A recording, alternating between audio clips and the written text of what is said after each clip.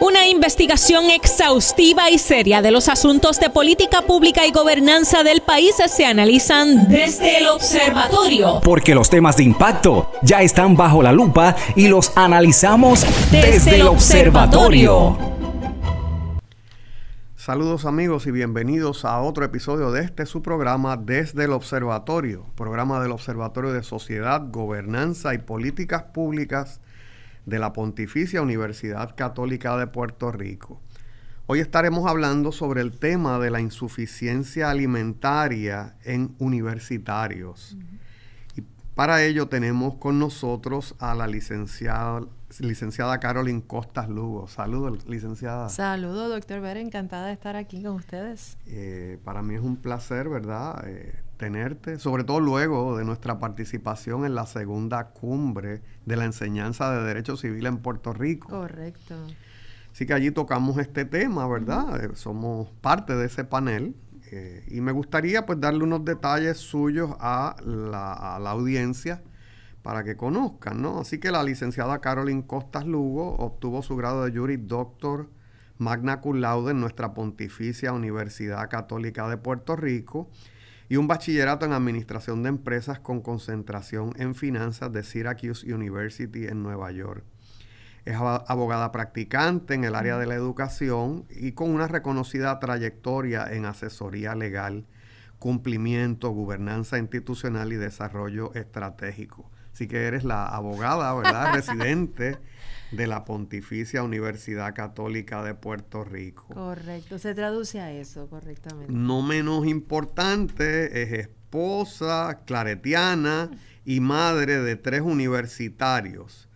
Y en estos días, pues, se le conoce como la fundadora del comedor pionero de la Casa Común en nuestra Pontificia Universidad Católica de Puerto Rico. Correcto, ese es, sabes que nosotros tenemos nuestro lado profesional y nos cargamos de trabajo. En el ámbito legal, pues siempre hay controversia, uno siempre está en esas dinámicas de polarización, ¿no? Mas, sin embargo, el comedor pionero es una gran bendición, no tan solo en mi ámbito personal, ¿verdad?, sino para la universidad, porque es ese espacio que se ha creado aquí en la Pontificia Universidad Católica de Puerto Rico para atender el problema de insuficiencia alimentaria y acompañamiento. O sea, tenemos en el 2022, después de los desastres acá en el área, en la isla completa, pero especialmente en el área sur, los terremotos, quedó al descubierto unas necesidades crasas en nuestros estudiantes. Los terremotos en el área sur, y digo el sur porque aunque en el área metropolitana, en el área norte se sentían, no es con la devastación se siente más en el sur, la devastación se ve en el sur. Así que tenemos muchos estudiantes que viven en esta región. El recinto de Ponce, que es nuestro recinto principal en la Católica, se nutre de estudiantes de pueblos limítrofes, Yauco, Guayanilla, Guánica, claro. Y muchos de ellos vienen de pueblos donde sus estructuras están devastadas. Así que tú regresas a tu casa, ves desastre, vienes a la universidad y vas y vienes. Tus centros del pueblo se han destruido, tus escuelas a las que asistías ya de repente no existen. Claro. Son las famosas columnas cortas que cerramos y jamás regresaste a tu escuela.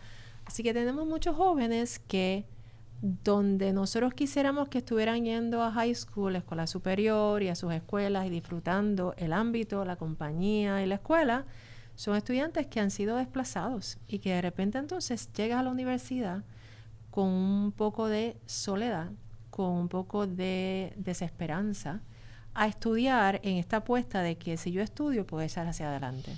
Pero hay mucha necesidad de hambre, sí, hay mucho hambre. De hecho, de entrada, licenciada, en el 2013-14, antes de que existiera el observatorio, desde el Colegio de Ciencias de la Conducta y Asuntos de la Comunidad, yo dirigí una investigación sobre la pobreza en Puerto Rico. Y esta zona, ¿verdad?, que señalas, es una de las zonas que estructuralmente es más pobre en el país. Cierto. Y claro, entonces a eso se le une este fenómeno, ¿verdad?, de que estuvimos mucho tiempo en las casas, ¿verdad?, con una enseñanza en línea. Correcto. Y entonces, según veo, pues empezamos a notar este fenómeno de la pobreza en estudiantes. Eso es así, o sea, desde el 2017 que impacta María, tenemos Irma y María, arropa la isla, así que hay un problema de estructura, hay un problema de esta lucha por sobrevivir a la devastación que deja María, la gente que estuvo tantos días, semanas y hasta meses sin electricidad, sin las cosas esenciales, cosa que vivimos todavía. Así que tenemos María, después entonces llega en el 2019-2020, nos impactan en el área sur principalmente los terremotos. Y eso era continuo, así que tienes huracanes, tienes terremotos, añádele en el 2020 el COVID, te mandan a la casa a encerrarte, así que si ya no tenías escuela y estabas desplazado yendo a distintos centros que se habilitaron para ello, ahora de repente el COVID te envía para tu casa y estás casi 2 años en tu casa. Después de esto entonces viene el huracán Fiona y si venimos a ver, por lo menos en mi época, yo no tengo 30, pero en mi tiempo de vida yo no he vivido tantos desastres en un periodo tan corto como la viví esta juventud. Es verdad. Y entonces uno viene a ver, a mí me da gracia y me da pena.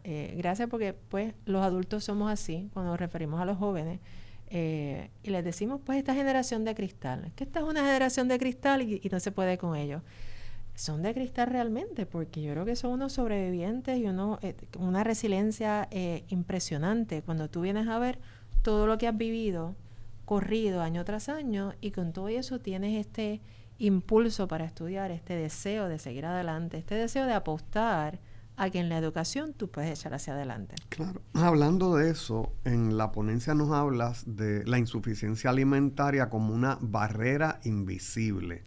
Sí. Así que me gustaría, primero, que le definas a la audiencia qué entiendes por insuficiencia alimentaria y segundo, que elaboremos el cómo esto se convierte en una barrera invisible para este desarrollo de los estudiantes. Claro, pues la insuficiencia alimentaria básicamente es el no tener acceso a suficientes alimentos nutritivos y culturalmente aprobados para tu región, ¿verdad? O sea, el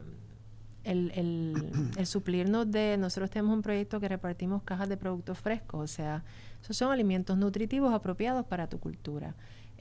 Y el no tener acceso a alimentación nutritiva saludable que te permita tú crecer como persona y físicamente, ¿verdad? De esas energías para seguir adelante, hay una insuficiencia alimentaria. O sea, hay una insuficiencia alimentaria a nivel mundial.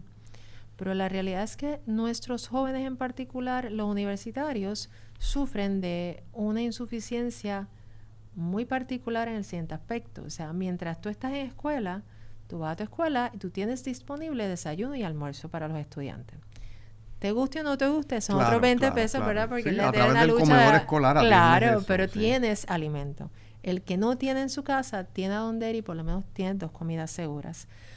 Ya en la noche, cuando llegas a tu casa, pues es otra dinámica, ¿verdad? Es muy particular en cada hogar. El universitario, cuando sale de escuela superior, pues ya no tiene ese alimento seguro. Así que ahora vas a la universidad, ahora te tienes que alimentar y comprar lo que haya o traer de tu casa. Le añades eso al hecho de que si tú vienes de un hogar donde depende de los famosos cupones, como le decimos, ¿verdad? La asistencia nutricional, esa asistencia, esa cantidad no cambia porque tú estás en universidad. Esa cantidad que llega a tu hogar es para tu hogar y se acabó. Mientras tú ibas a tu escuela no eras un gasto en comida, porque en la escuela te daban comida, pero ahora no lo estás. Ahora tú te conviertes en un gasto, o sea, tienes un gasto adicional para cubrir tus alimentos y el dinero no da. Y es ahí la insuficiencia alimentaria. El universitario cuando va, pues tiene que hacer maravillas y es el típico joven que tú le preguntas, ¿pero vas a comer? No, yo como ahorita, o yo como cuando llegue a mi casa, o no tengo hambre. Que son las mentiras, ¿verdad? O sea, para tapar una realidad y por eso es que es invisible. No lo ven. A veces estamos en el día a día, los vemos con cierta normalidad, los vemos comiéndose un paquetito de galletas, piensa que es una merienda, cuando muchas veces es la comida del día. En una encuesta que hizo la universidad refleja que eso era lo próximo que te iba a preguntar. Muchos de los jóvenes comen cuando llegan a sus casas. Así que si tienes jóvenes que viven, la mayoría, el 83% de los estudiantes de la Católica en Ponce vienen de pueblos limítrofes, no son de aquí. Así que vienes a Ponce, tienes un gasto. Muchos llegan en transportación, ya sea pública o sus papás los traen porque trabajan en Ponce, te dejan en la universidad y te recojo cuando salgo a las 5. Pasas el día sin comer o con una comida. aquí unos porcientos interesantísimos. No me lo sé de memoria, siempre busco la referencia. ¿Verdad? Pero 75% de nuestros estudiantes en el 2022, que es justo después de los desastres, tienen $10 o menos diarios para satisfacer sus necesidades. $10 o menos diarios, pues te queda el interrogante de, ok, pero tienen 10. No, 75% no tiene 10, tiene de 0 a 10. Así que en el 2025 nos dimos la tarea de romper ese número. Cuando rompemos ese número, encontramos que 27% reportó tener de 0 a $5 diarios. Eso te da, si tienes los 5, a veces tienes 0, para unas papitas, una empanadilla y un refresco. Hay hambre. Seguimos el día a día y es invisible porque no te lo dicen. Hay un alto por ciento de ellos que te dicen, mira, yo sé que existen estas ayudas, pero no me atrevo. Así que como tú vas diciendo a un estudiante, tú tienes necesidad, yo te puedo ayudar, pero no se atreven ya porque o le da vergüenza que sus pares se enteren. Así que hay hambre, hay necesidad, hay mucha soledad también. 21% de los estudiantes reflejaba tener necesidad de acompañamiento. Ya. Entonces, cuando vienes a ver, pues tienes jóvenes que están en universidad, llegas, no conoces a nadie, vienes de la época post-COVID, que estás encerrado en tu tableta o en tu computadora o en tu celular, y eso es muy común ahora, pero si durante ese periodo lo enfatizaste más, se acostumbraron a eso, así que no socializan, se sienten solos, no saben cómo socializar. Hubo un día, yo me pasó dando la vuelta al comedor a la hora del almuerzo y la vuelta. Y había un joven en el pasillo afuera. Y le digo, mire, usted sabe que está el comedor, que puedes venir, hay un aire acondicionado bien rico y puedes comer con nosotros. Me dice, sí, lo que pasa es que yo me acostumbré en mi escuela a comer solo en el pasillo. Ahorita yo entro y cojo agua. Se aíslan, hay muchos aislados, hay muchos estudiantes con problemas de neurodiversidad, donde no encuentran cómo confraternizar y entonces se sienten alejados, solos, no atendidos. Y el comedor ofrece respuestas para este tipo de estudiantes y este tipo de necesidad. Apuntar eso, ¿verdad? O más bien remarcarlo. En la cumbre presenté un trabajo, hice, ¿verdad?, referencia a un trabajo de Peterson y otros del 2022. Un estudio donde se encuesta a 778 estudiantes y se entrevista a otros 37 de una universidad norteamericana. Se encuentra primero que cerca de una tercera parte no accede a ayudas alimentarias disponibles por estas razones, algunas de las cuales han mencionado. Claro. Creía que otros los necesitaban más. Eso es muy cierto. Sentían miedo o vergüenza, falta de conocimiento de los programas de ayuda, o se sentían solos, que los que se sentían solos eran menos propensos a solicitar la ayuda. Correcto. Que son, ¿verdad?, un refuerzo de lo que acabas de mencionar. Y es interesantísimo porque, hemos mencionado el Comedor Pionero, y el Comedor Pionero es esta iniciativa de la Católica dirigida literalmente a atender este problema de insuficiencia, no a resolverlo, a ayudar. Esto, para resolverlo, toma mucho más que una universidad interesada en hacerlo, claro, ¿verdad? Pero nosotros vimos que después de los desastres, especialmente después de los huracanes, que había tanta gente sin electricidad, aquí se sembraron en todas partes microondas para que los estudiantes vinieran y pudieran calentar su comida. Poco a poco fueron muriendo, pero la gente mantuvo la costumbre de traer su comida de la casa. Así te ahorras dinero y tienes comida nutritiva, satisfaces tu necesidad. Pero no había microondas. Un día yo paso por el centro de estudiantes y veo que sacan este único microondas y había una fila fácil de 10 personas. Yeah. No había más, porque el que llega a 11 sabe que a 3 minutos cada uno caliento mi comida en 36 minutos. Así que hay una necesidad. Mi hija le gusta, mi hija es universitaria, tengo 3 aquí, y a ella le gusta traer su comida. No le gusta la comida de las cafeterías, prefiere la comida de casa. Pues entonces, con el Comedor Pionero pusimos 22 microondas en distintos puntos de la universidad. Creamos este espacio que es literalmente el comedor. Tenemos 2 mesas de comedor de estas grandísimas, de 8 personas. Y allí tenemos 3 microondas.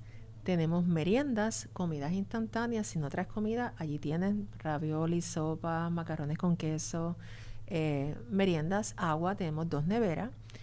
Y es interesante porque la dinámica que quisimos crear es la sala de tu casa, el comedor de tu casa. tú entras, abres la nevera, agarras agua, agarras jugo, coges la merienda que tú quieras, coges la comida que tú quieras, la calientas y comparte. Lo mejor que tiene el espacio es el aire acondicionado. En estos calores buenísimos se quedan. Y los equipos de trabajo que tenemos que se han adiestrado para atender a los estudiantes. Pero ese es el comedor en esencia. Y ellos van y vienen, calientan su comida. Al presente llevamos sobre 6,000 visitas desde noviembre del año pasado que abrimos. Tremendo. Mira, yo cuando hablas de todo esto, pienso en lo que quizás están pensando los radioescuchas, ¿verdad? Uh-huh. Hambre en Puerto Rico. Pobreza en Puerto Rico. Mucha.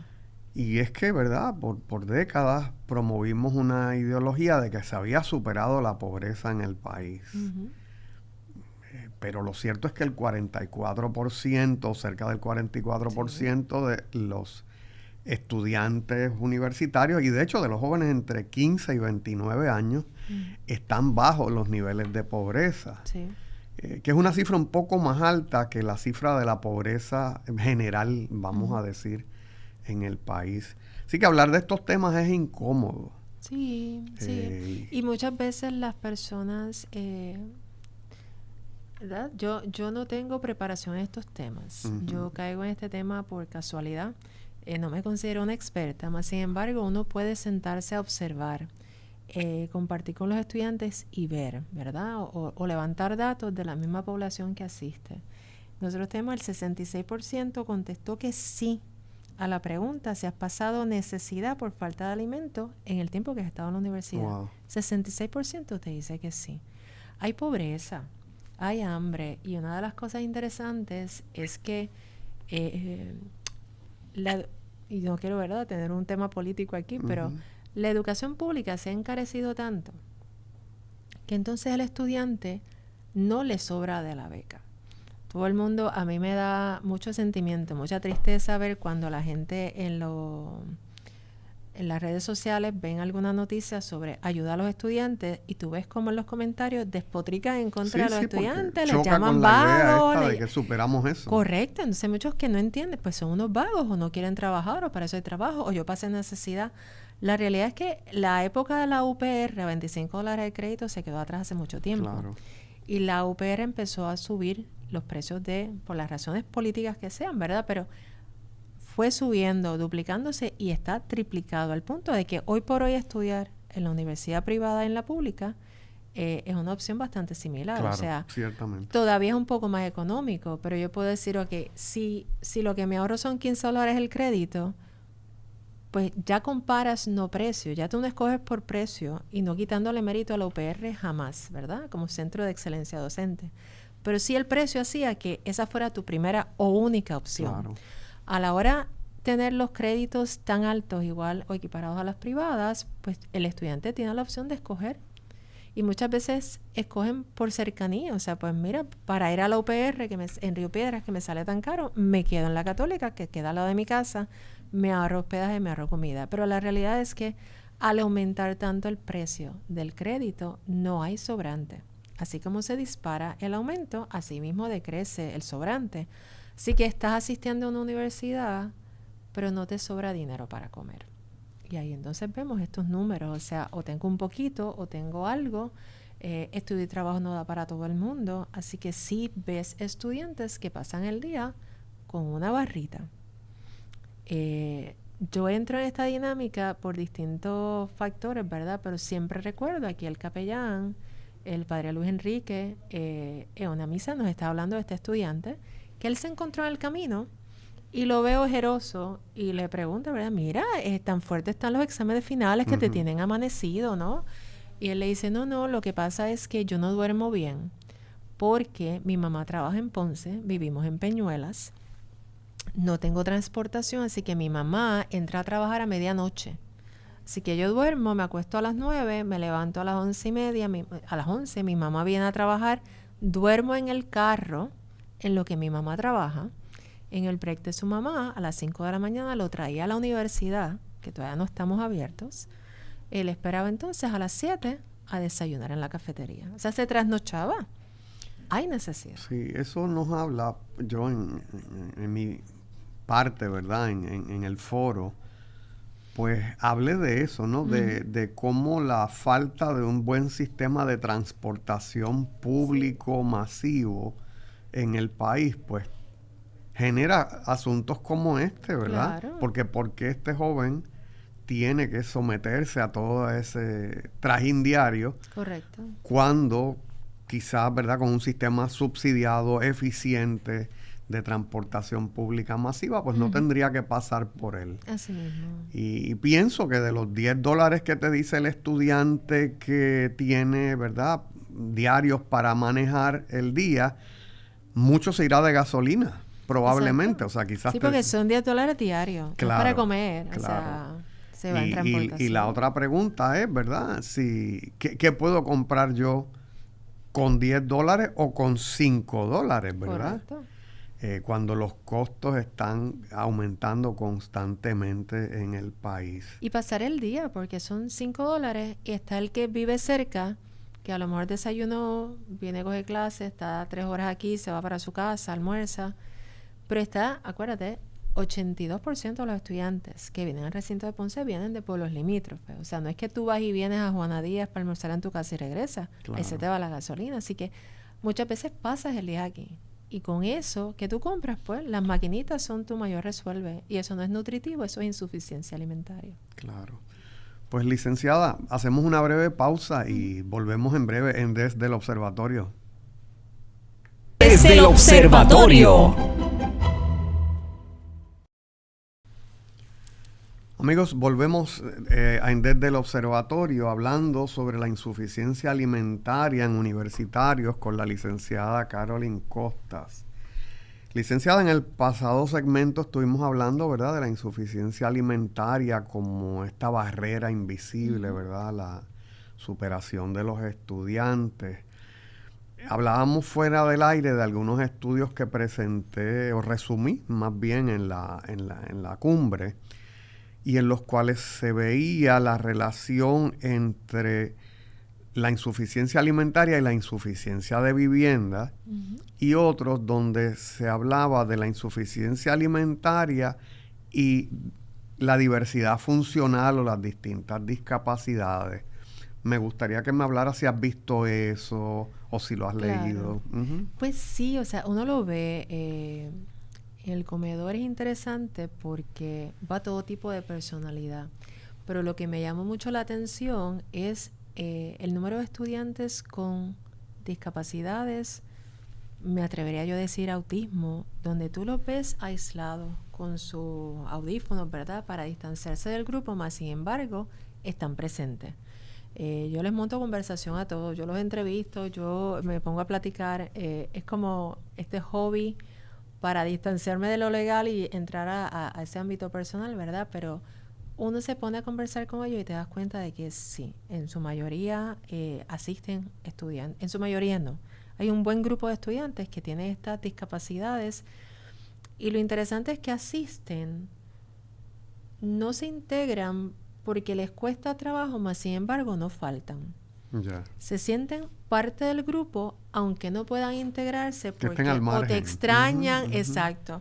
Entonces, pues, yo tengo, gracias al Señor, tengo un grupo de estudio y trabajo fabuloso. Tengo 12 estudiantes que nos sentamos continuamente a hablar sobre los temas y cómo atendemos a esta población, ¿verdad? Toda la población que nos asiste, pero específicamente esta, porque una de las cosas que queremos atender no es solo el alimento, sino es la compañía, el acompañamiento. Así que llega el que llegue, pero especialmente estos que se nos distancian, pues por lo menos ellos le hablan, le ofrecen, le saludan y ya tú ves que se sienten bienvenidos y asisten continuamente a pesar de que el ruido le moleste, de que el bullicio esté allí. Se forman parte y a veces llegan allí y se sientan a hacer sus tareas solamente por estar y pertenecer. Y eso es parte de las cosas hermosas que se logran, ¿verdad? Sí. No solo es comida, es yo creo que es bien importante, licenciada, porque yo no sé si tuvo que ver la pandemia, los huracanes y toda esta serie de cosas. Aquí en el observatorio dedicamos un episodio, estaba todavía trabajando con nosotros la doctora Castellano, y hablamos de la epidemia del aislamiento social. Sí. Y es un poco como que nos acostumbramos, quizás durante el tiempo pandémico, a interactuar poco. Sí. Y la universidad, yo que llevo mucho tiempo en la universidad, veo que después de la pandemia hay como otra universidad, Sí. ¿verdad? Veo esta disgregación de la gente, esta separación, esta atomización donde está cada cual en lo suyo. Correcto. Así que espacios como el que han creado, ¿verdad? Este comedor universitario, pues ayuda a otras cosas. No, y es maravilloso en el siguiente aspecto. Nosotros, gracias a Dios, hemos recibido el apoyo de distintas oficinas de la universidad, ¿verdad? Entre ellos está el Centro de Orientación. En los cursos de orientación, primer año, primer semestre, segundo semestre, nos envían los estudiantes a hacer proyectos de voluntariado. Así que el reto era crear algo que ellos pudieran hacer y poder acoger al mayor número de voluntarios. Y en eso nos dimos la buena suerte de que Rovira nos regala 125 cajas con galletas Pepperidge Farm, que aquello no acababa. Y entonces era como que, ok, ¿cómo las quieres? Sí las quiero, las cojo todas.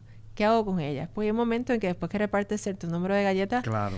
Se vuelve repetitivo, entonces a lo mejor no te las coges, ¿no? Así que, ¿qué hicimos? Pues cada vez que viene un grupo de voluntarios, yo los acogía a todos, le daba el speech de lo que era el comedor, lo que queríamos hacer, cuáles son las metas.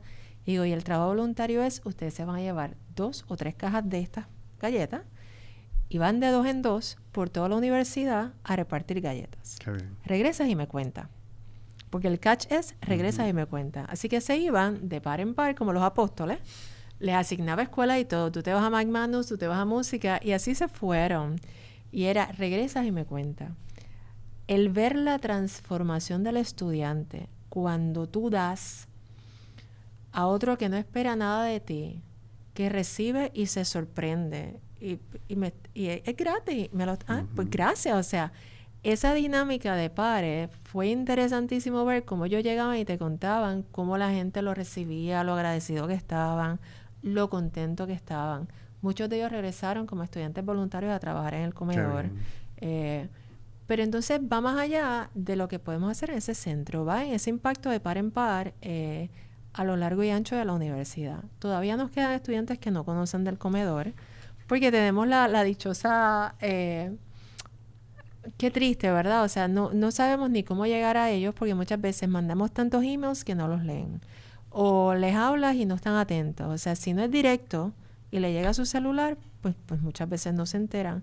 Así que hicimos una cuenta de Instagram y así es que entonces entramos en esta dinámica de Instagram para que poco a poco se vayan enterando de las actividades y ellos mismos corren la voz. Pero ha sido fuerte, recurrimos a lo que hacíamos por lo menos en mi época, en los 80, que hacías el famoso flyer, tenías el papelito que cogías la hoja, la parqueabas en 4, los mandábamos con flyers para que llegara directamente la invitación a que llegaras al comedor. Así que han ido llegando y se crea, como decía el padre Luis Enrique, el efecto colmena, porque poco a poco van llegando, entonces tienes como que este buzz alrededor. Ahora mismo tú pasas en el horario en que abre el comedor y están adentro, están afuera, están en los pasillos, están en los banquitos. Y es lindo porque entonces si no conoces a nadie, pero por lo menos vas al comedor, ves las mismas caras. Y eventualmente haces amistad o te extrañas o mira, hace tiempo no te veo. Que tiene otras funciones. Sí. Hoy día, por ejemplo, hay mucho énfasis en las llamadas destrezas blandas, los soft skills. Correcto. Podemos desarrollar un profesional, ¿verdad? Muy bueno en su área técnica, pero que no tenga esta capacidad de conectar con el otro ser humano, que no se pueda comunicar de manera adecuada, resolver pequeñas controversias sin violencia y de manera adecuada. Correcto. Pues, yo creo que todas estas experiencias pues son bien aleccionadoras. Sí. No me has hablado de la vivienda. ¿Cómo ves o si has recogido allí en el comedor esa necesidad de vivienda? Hay una gran necesidad de vivienda en el sentido de que en Ponce hay pocas propiedades disponibles para alquiler para estudiantes en precios razonables y económicos. El mismo elemento de los desastres, los terremotos que hablamos anteriormente, eso ha provocado un desplazamiento de familias completas de toda esta región buscando dónde vivir. Así que de repente las casas que podías tener para alquiler para estudiantes, de repente las tienes ocupadas entonces con familias, que qué bueno. Pero entonces no tienes espacio para los estudiantes. Lo poco que hay se acrecenta. Y tú ves, yo no tengo números, ¿verdad? Esa no es mi área, pero sí tú ves el mayor número de estudiantes viajando con sus papás. Yo ahora mismo tengo, trabajando en el comedor, 12 estudiantes y tengo 10 voluntarios. Tenemos 22 muchachos que nos vuelven locas, felizmente locas, ¿no? Y tú ves las dinámicas de ellos y demás, y cuando tú tratas de que se queden un ratito más o no, la contestación típicamente es que mi papá ya me viene a buscar. O estoy esperando a mi hermano porque nos vamos juntos. Y tú ves que muchos viajan juntos porque no tienes dónde quedarte. O sea, las mismas residencias, nuestras residencias, el número de habitaciones de los varones aumentó en los últimos 2 años y están no tan solo llenas, hay lista de espera que no puedo llenar ni cumplir, la verdad, esos espacios. Así que sí, hay una necesidad de viviendas asequibles porque a lo mejor hay algo, pero no lo puedes pagar. Y si la dinámica es que el precio es alto, no tengo sobrante ni para comer, mucho menos para hospedarme. Así que es un problema. Tú los ves que se quedan en casa de amigos, el famoso couchsurfing, no otra cosa que eso mismo. Pues me quedo, esta semana me quedo contigo, y así va. De hecho, eso es un tema, ¿verdad? Otra de las ponentes en el foro fue la doctora Yarimar Rodríguez Rosa del Instituto de Investigación Psicológica de la Universidad de Puerto Rico. Y Yarimar pues tiene, ¿verdad?, unos números bien importantes. Por ejemplo, entrevistan un estudio muy parecido al que se hizo aquí en la Católica, ¿no? Claro. 1,085 estudiantes, la mayoría de bachillerato, pero incluía de doctorado y de Juris Doctor. Y decía que el 62% vive con $500 o menos al mes. Correcto. 37%, y claro, ya esto es Río Piedras, ¿no? 37% tienen seguridad en la vivienda, 12% sin hogar. Así mismo, ¿eh? Un estudiante universitario sin hogar. Sin hogar. Que me imagino que no es sin hogar, que es que duerme donde lo acojan, donde le coja la noche, ¿verdad? Correcto. 25% en riesgo de sufrir inseguridad alimentaria, que se suma al otro 37%, y pues son unos números impresionantes, sobre todo porque lo habrás visto y traes algo en tu ponencia, cómo los estudios vinculan esta inseguridad alimentaria provocando impactos en el aprovechamiento académico, correcto, en la alteración de ciclos de sueño, en el deterioro físico y en la salud mental. Aquí está, o sea, usted tiene el estudiante que no come bien, no puede producir. Eso es así. Si no duermes bien, no puedes producir. Y dormir está asociado a dónde tú duermes. O sea, si no tienes dónde y lo que estás de sofá en sofá, no vas a poder sobrevivir. Lo malo de esto es que esto es bien difícil de sostener a largo plazo. Así que si tú tienes un estudiante que no le sobra, típicamente lo que hace es que matricula menos créditos para que le sobre algo. Al matricular menos créditos, estás más tiempo en la universidad. Así que mientras más lo estires, ¿cuánto tiempo tú puedes sobrevivir en esas condiciones para poder completar tu grado? Hay unos niveles de desesperanza altísimos. Te afecta académicamente, físicamente, mentalmente. Hay menor probabilidad de completar los estudios. Sí. Así que tienes este gran sacrificio para que terminas, no terminas. Ahí es que entran las universidades, ¿verdad? Con sus programas de retención, y el comedor pionero no deja de ser uno de ellos, ¿verdad? De tratar de ayudarte a tener alimento, a tener atenciones, a tener apoyo, a tener un oído amigo. Pero hay muchos problemas de autoestima, de problemas de memoria. Sí, que los estudios han relacionado con la insuficiencia alimentaria. Yo me acuerdo, yo tenía este estudiante, de las primeras que tuvimos, empezamos buscando voluntarios, empezamos en noviembre, piloto, un mes, a ver cómo nos va. Y ahí decidimos entonces entrar a tener estudiantes de estudio y trabajo para algo más fijo. Pero estos primeros, yo iba al comedor, me sentaba, hablaba con ellos, y los que más hablaban, pues los fui reclutando, ¿no? Y me acuerdo que tenía esta estudiante, que es esto mismo de dónde te quedas. Ella se hospedaba en la residencia de señorita. Mas, sin embargo, no le alcanzaba para hacer compra. Así que todo se te va en residencia. Traía algunos alimentos de su casa. Cuando abrimos el comedor, no se le pudo asignar estudio y trabajo por unas situaciones particulares de ella, pero nunca dejó de venir. Era la mejor que trabajaba, nunca dejó de venir. Tenemos adicional al comedor, tenemos la alacena. La alacena la abrimos 2 veces en semana. Ellos van y cogen de los artículos que van. Puedes ir una vez en semana y coger hasta 12 artículos. Arroz, habichuela, carne, pollo, pasta, cosas para desayunar. Así que ella siempre excelente, estuvo porque presente. Eso lo pueden compartir en sus casas, con su familia. Te puedes llevar a tu casa, traes, entonces cocinas y vienes y traes tu comida y la calientas acá. Esta niña, me acuerdo, y siempre se me quedó porque ella me decía, a mí me da pena y me da coraje porque muchas veces la gente no viene porque piensa que esto es para los pobres. Y yo le digo, ¿sabes qué? Allá ellos, ¿verdad? Esto es para el que necesite. Nosotros no juzgamos. Tú entras allí, tú agarras, no importa si tienes o no tienes, eres estudiante, tú entras y coges. Pero yo le decía, ¿sabes qué? Vamos a convertir esto en el sitio más cool de la universidad. Cosa de que vengan y si no ha ido al comedor, no ha ido a ningún sitio. Claro. Para así se quite ese estigma, ¿verdad? O sea, pues soy el pobre y vengo y necesito. Que es pesado, porque uno de los Bien pesado. estudios que discutí en la cumbre, pues tiene que ver con eso. Correcto. Fíjate que en todo lo que has hablado, y no hay que ser un gran científico para llegar a esta conclusión, que la educación en Puerto Rico ha sido uno de los principales vehículos de movilidad social. Definitivo. Es decir, que con la educación tiende a igualar aquel que viene de un hogar pudiente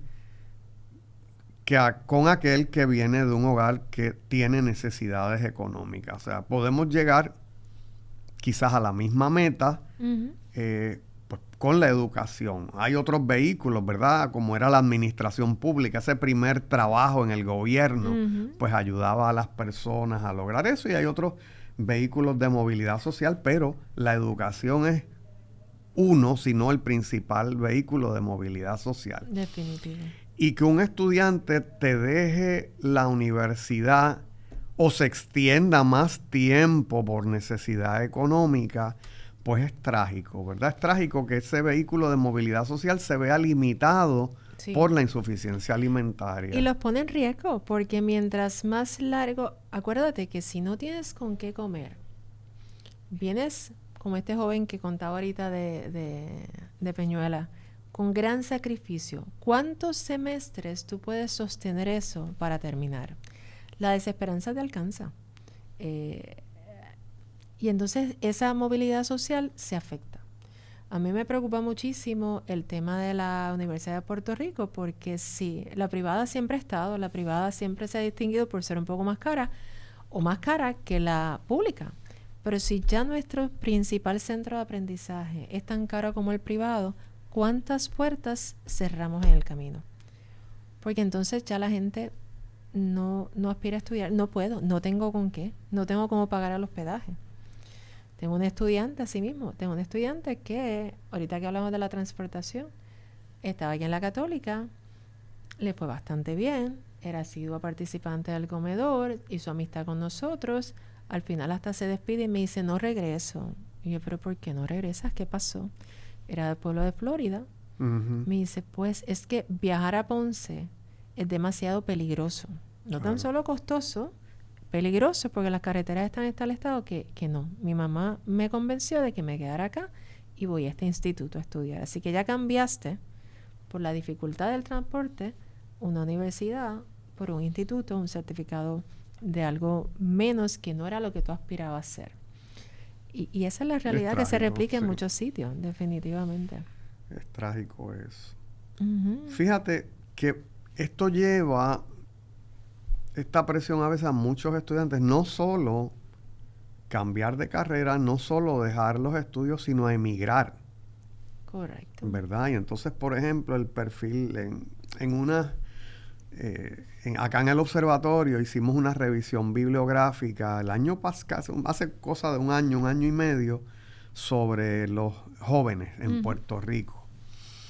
Y ahí encontramos que entre un 2 a un 3% de la población entre 15 y 29 años de Puerto Rico emigraba a los Estados Unidos anualmente. Y eso es acumulativo, ¿verdad? Uno no tiene idea de cuántos vuelven después. Pero ciertamente el perfil del migrante te dice, de la gente que se va del país, que se mudan a los Estados Unidos, entre un 2 y a un 3% anual, pues son jóvenes. Y eso crea un disloque en la economía, porque tú tienes una población que ya es envejeciente y que la vas a envejecer más rápidamente con esta llave de salida, con esta puerta de salida hacia los Estados Unidos de gente en la edad más productiva. Correcto. ¿Verdad? Correcto. Y entonces eso causa... Y lo ven como alternativa porque piensan que, pues aquí, no puedo estudiar, no consigo trabajo, pues allá consigo. A veces no se fijan en dónde y qué es lo que vas a conseguir, pero ciertamente lo ven como una aventura. Maduras mucho en el proceso, obviamente, y si regresas, pues regresas cambiado. Pero lo ven como alternativa. Igualmente a los desastres. Y algo que no podemos controlar, los desastres son desastres naturales, van a ocurrir. Pero yo recuerdo una conversación con mi hija en un momento después de los terremotos, que se dieron, si recuerdas, ¿verdad? Fue en diciembre, en enero fue el bien grande, después la réplica, y en mayo de repente uno bien duro. Cuando se hace de mayo, ahí fue que ella se quebró y me dice, ¿sabes qué? ¿Cuándo va a terminar esto? No puedo Todos más. dijimos eso en algún momento. ¡Claro! Pero entonces el joven, yo no tengo, bueno, lo tengo, ¿verdad? Pero es más difícil yo decir, pues me voy a Estados Unidos a trabajar, porque me tengo que hablar a toda mi familia y hacer un cambio drástico. A un joven decir, ¿sabes qué? Empaco y me voy. Sí. Y mi solución a ella fue esa. O sea, le digo, los terremotos no sé cuándo cesarán, los huracanes seguirán llegando, tienes que irte a estudiar a un sitio donde no ocurran estos desastres. Habrán otros, pero si quieres un break de esto es lo que hay. Ya poco a poco, ¿verdad? Ellos se van acostumbrando, van bregando y crecen a la situación, pero es lo que hablábamos al principio. En mi vida completa, a mis 54 años, yo no había vivido tantos desastres consolidados en un periodo de 5 años como lo que han vivido ellos en su plena juventud e infancia, que los ha llevado a encerrarse, a distanciarse, a meterse en los aparatos electrónicos y a no socializar como una cosa muy normal. Pues es triste. Es verdad. Y a eso le añadimos, fíjate, ¿cómo te digo? Politizar ni polemizar demasiado. Claro.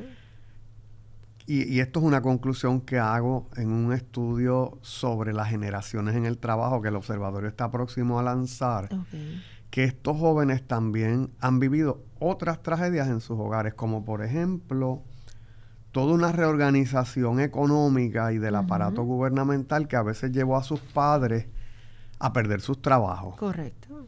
Y quizás algunos, pues, a perder sus pensiones. Y entonces, pues, ellos son producto de todo eso, no han vivido, ¿verdad?, al margen de eso. Y es como todo, tú eres producto de tu crianza también, o sea que ayer yo me reía muchísimo porque tengo este amigo que me pregunta, ¿cómo estás? El día anterior yo estaba de un humor, estaba triste, o sea, molesta. Me llama al día siguiente, ¿cómo estás? Y yo, pues todo maravilloso, esto está divino. Me dice, pero ¿qué pasó? ¿Qué tú crees? ¿En arcoíris y unicornio? Y yo, bueno, pues esa soy yo soy positivista, yo me levanté de buen ánimo y hoy va a ser un gran día. Y eso yo lo transmito a mis hijos. Pero a mí no me han tocado unos golpes que ha tocado otras familias, como este que mencioné, de perder su trabajo, vivir de cupones o pasar necesidades serias, y esa preocupación tú la pasas a tus hijos ven las injusticias, la desesperanza, y cómo tú puedes tener esperanza si lo que tú ves y eres testigo es de esto. Lo mismo que hablábamos ahorita de los desastres en los pueblos, o sea, todavía el gobierno no ha limpiado las escuelas que se han caído. En Guayanilla seguían en la escuela, en los pupitres mirando a la iglesia derrumbada. O sea, tú vives siendo testigo de un desastre que nadie ha limpiado todavía. Y por lo tanto, pues, ¿cómo tú puedes pensar que tú puedes salir de eso si estás continuamente metido ahí? Definitivamente la educación les ayuda a ellos a salir de esa área, a venir aquí, a estar en otro ámbito y sentirte esperanzado de que esta es una apuesta a una movilidad. Pero si se lo hacemos difícil, si no tienen con qué comer, pues realmente pues es bien difícil. Termino, ¿verdad?, con una cita que comencé en la cumbre, que surge de las conclusiones no escritas de la revisión bibliográfica que hicimos sobre la juventud, donde decía que sobre los jóvenes en Puerto Rico se habla y se juzga mucho, pero se investiga poco. se sabe poco. Así que este programa es un llamado a la acción, ¿verdad? Seguir instaurando programas, iniciativas como las que has ¿verdad? Dirigido, liderado en la Pontificia Universidad Católica de Puerto Rico. Y para nosotros los investigadores abre toda una agenda. Claro. Porque a nosotros se nos hizo bien difícil, ¿verdad? Siguiendo una guía de la editorial que nos contrata para hacer la investigación, encontrar artículos sobre la juventud en Puerto Rico. Uh-huh. Así que, ¿verdad? Hay como esta disparidad, muchos artículos sobre la adultez mayor. Correcto. Pero entonces, los jóvenes que decimos que son el futuro de este país, pues conocemos muy poco sobre ellos. Sí, y es una invitación a salir de sí y hacer, porque realmente, o sea, yo tengo una carga completa de trabajo. Claro. Y aún así dije que sí. Fue un reto y me lancé al reto. No me arrepiento jamás. Pero es demostrativo de que es hacer. Nos toca en la vida hacer. Y como digo en la cumbre, o sea, tú tienes una sola vida. Tienes la fecha de inicio, la mes en el 71. Cuando se cierre ese paréntesis, ¿qué yo voy a decir que hice? Y nos toca hacer. Más allá de los números, hay que hacer. Y ese yo creo que es el llamado, por lo menos de mi parte, ¿verdad? Una invitación, una provocación a que ¿qué tú has hecho? Pues ven ya y toma. Si yo puedo, ustedes pueden. O sea, yo tengo carga completa también, lo hacemos. Todo el mundo puede hacer algo. Muchas gracias por su participación en el día de hoy, licenciada. Gracias, doctor. Pues amigos, los invitamos a escuchar la retransmisión de este programa en las redes sociales, sobre todo en el canal Huellas de Futuro en YouTube y en Spotify. Los invitamos también a seguir participando aquellas personas mayores de edad, mayores de 60 años de edad, en la encuesta que estamos haciendo sobre los adultos mayores en Puerto Rico. La forma más fácil de participar es entrar a la página observatorio.pucpr.edu, observatorio.pucpr.edu, y buscar allí el enlace sobre la encuesta de adultos mayores. Igualmente, si vieran la encuesta en las redes sociales, es algo genuino, ¿verdad? Es algo que estamos buscando conocer, ese perfil de nuestros adultos mayores. Sin nada más, los dejamos, amigos, hasta la semana que viene. Hasta luego. Forma parte de nuestro análisis. Comparte tus opiniones con el panel. Comunícate con nosotros a observatorio.pucpr@pucpr.edu. Desde el Observatorio, una producción de la Pontificia Universidad Católica de Puerto Rico.